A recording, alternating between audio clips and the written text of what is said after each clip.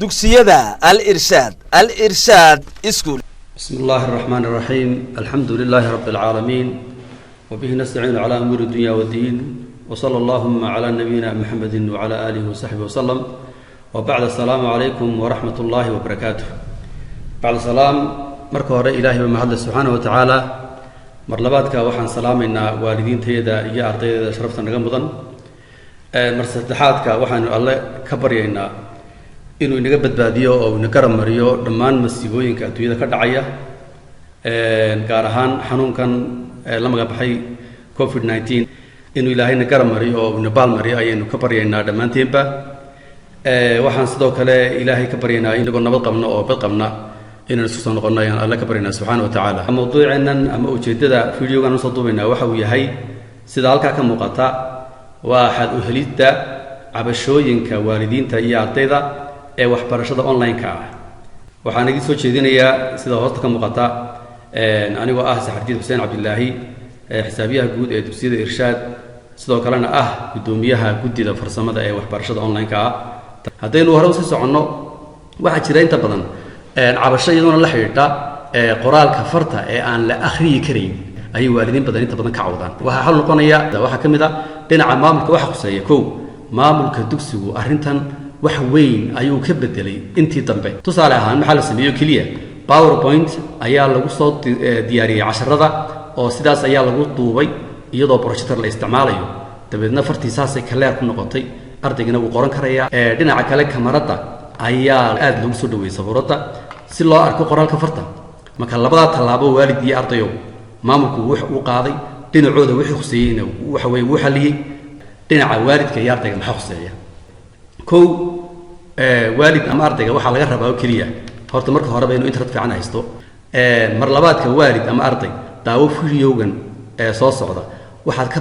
baran doontaa sida tayada ama quality-ga waxa loo yaqaan ee fiidiyoga kor loogu qaado haddii uu qoraalka fartu isaga ka dhex tarsamo oo isaga ka dhex yaaco oo aad waxba ka fahmi weydo oo akhriba kari weydo oo farti yar yaraato oo wax yar oo isku dhex yaacay oo waxa weeyaan isku dhex tarsamay ay noqoto fiidiyogan soo socda ayaa waalid ka caawinaya sida aad waxa weeyaan mushkiladda ugu bixiyay waayo waa mobilkaaga ciladu kamarada la soo duubayna maaha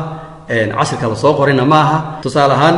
haddii aynu waxa weeyaan fiidiyogan aynu shidno waalidow halkan sidaad arkaysaba fartaasi iminka waa la akhriyi karaya oo if we need to measure any material around us haddaba bal waxbaan ku sameynayay daawo waalidow halkan hoose ee settingska halkaa hoose u fiirso haddaad isticmaalayso laptop ama computer halkaa hoose ay YouTube-ka settingska ku dhigaya haddii aad mobile isticmaalaysana halkaa yar ee sare meelaha sare ayuu saddex dhibcood yar oo soo siyaala ayuu settingska ku dhigaya dadka garanayana way garanayaan way fahmayaan dabeedna waxaan ku tusaya daawo tayada fiidiyogan ayaan ama hoos u dhigayaa ama kor u qaadaya tusaale ahaan haddaan ku dhufto settingskaas waxa dhici doonta bal fiirsaata waalidow settings baan ku dhuftay halkaa waxa ku qoran quality baa ku qoran quality baa halkaa ku qoran waalidow markaan halkan ku dhufto quality-ga number buu haystaa imika 480 buu haystaa waan furayaa daaqada ayre quality-ga ayaan furayaa kadibna tigta imika waxay saaran tahay 480 bay saaran tahay halkaas si fiican ha loo dhageysto marka waalidow haddaad quality-ga internetkaagu ama xawaaraha internetkaagu aad u fiican yahay oo router guriga ku yaalo labada ka doonto waad ka dhigan kartaa laakiin mobilada daatada laga isticmaalayo ee waxa weeyaan iyagu aan internetkoodu aad u wanaagsanayn kuma furaya dad labada number ka dhigato waa inaad hoos u yar digto marka 360 ama 480 mid kamid ah ka dhiganaysaa bal quality-ga fartan imika ayaan lumid doonaa waalidow ila soco waxaan ka dhigay tagu hooseysa 144 ma ka dhigay bal maxaa ku dhacay fartii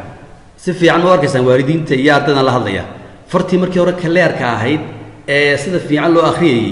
way isku dhex yaacday way isku dardarsantay wax alle wax laga fahmayay male oo fartii wadiga arkayo shucaac bay yeelatay meel walba baro fiirso shucaac ayaa nambarkii galay fartii galay shucaacaasi waxa keenaya wax kala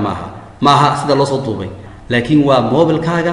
ayaa tayada quality-giisu aad u liidataa oo settingska ayaa laga saxaya waan ku noqonayaa mar labaad balada halkii baan ku noqday waxaan ka dhigay 720 baan ka dhigay maxaa ku dhacay fartii imika marka 720 ka dhigayna waxa weeyaan fartii kaleer bay noqotay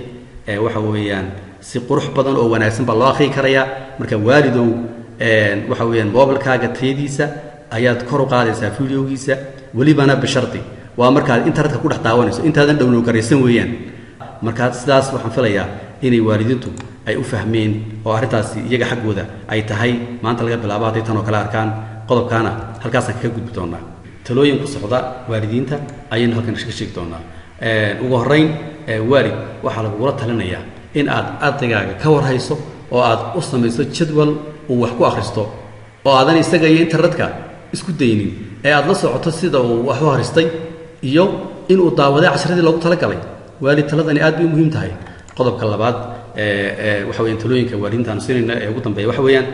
waalid waxaad xusuusnaataa haddii aadan ku garab istaagin maamulka iyo macallimiinta oo aadan inta waajibkaaga ah ee kuqsaysa ka soo bixin maxaan u jeedaa taas oo ah in aad soo bixiso fiiga dugsiga ee bil walba waxaad maanka ku haysaa waalidow ood xusuusnaataa in aanay hawshani sii socon karaynin oo barnaamijkani istaagi doono sababtoo ah barnaamijkani dhaqaale badan ayuu u baahan yahay si uu u sii socdo haddii ay tahay mushaaraadka macallimiinta iyo shaqaalaha kaleba iyo sidoo kale kharashaadka kale ee dugsigu gelayo intaba marka waalidiintu waa inay waxa weeyaan aaminaan dugsigii inuu shaqaynayo oo uu furan yahay oo barnaamijkan iyo waxbarashadan iyo tacabkan iyo waqtigan badan ee maamulka iyo macallimiintu bixinayaan inay kharash iyo dhaqaale u baahan yihiin waalidku taamaanka ku hayo waxaan kula dardaarmaynaa oo waxa weeyaan aan idin sheegaynaa inaad fiiga iskuulka bil walba sideeda usoo bixisaan si uu barnaamijkan usii socdo aan u istaagin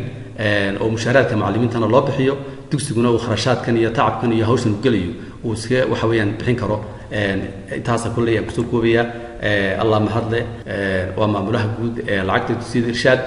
ahna guddoomiyaha guddida farsamada ee waxbarashada online-ka ah saxardiin xuseen cabdilaahi oo loo yaqaano salaaxudiin aad iyo aad baan idin salaamayaa wasalaamu calaykum waraxmat ullaahi wabarakaatuh